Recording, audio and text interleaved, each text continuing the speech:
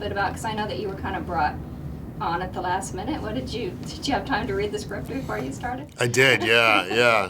It's very, very scary to me.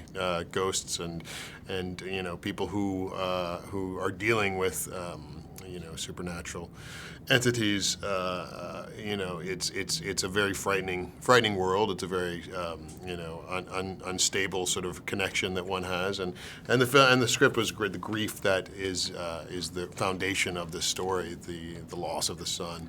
You know, it's a very, very powerful, dramatic story that you know, is the base for some very scary elements. Well, I understand that you came on after the script was written. Did you have some tweaks to it or things that you wanted to add? I was, you know, in post-production of Horns, and I received this script, and I started reading it.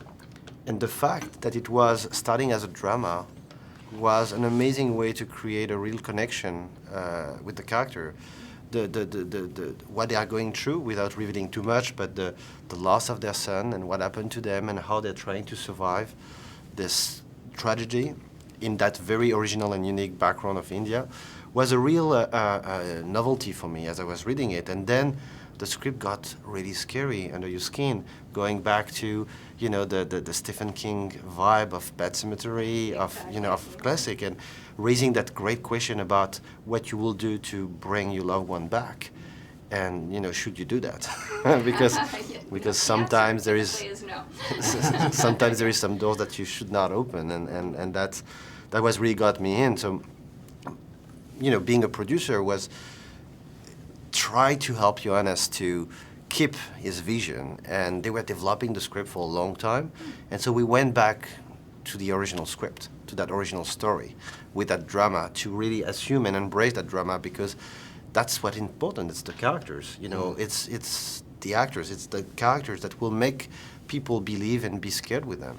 And so, you know, as a producer-director, that was my support to the group, is to be sure that we were, you know, staying and focusing on this line of, you know, of work. Yeah, oftentimes ghost movies, they kind of, you know, they're sort of, that's the subject of it. You know, you go into a house, it's haunted, you're freaked out, you're trying to figure out the situation.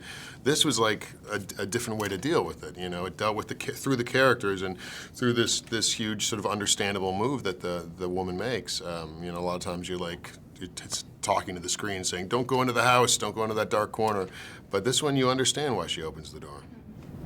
Now, as an actor, what's that like to come in on something? You know, does it add to you, especially in a horror film, kind of your natural disconcerted feeling? Does that help add to your performance, or is it more difficult? Well, it was the first time I had to be away from my kids for any length of time. It's great. Yeah. So the first few days in India was you know, a long flight, and then you show up, and there's just not a lot of symmetry in India. It's a beautiful place. I came to love it very much. The people are great, but there's a lot of people, and not a lot of symmetry in the streets, and a lot of honking and a lot of cars. Yeah. Yeah. There's not a lot. They don't do some ways over there.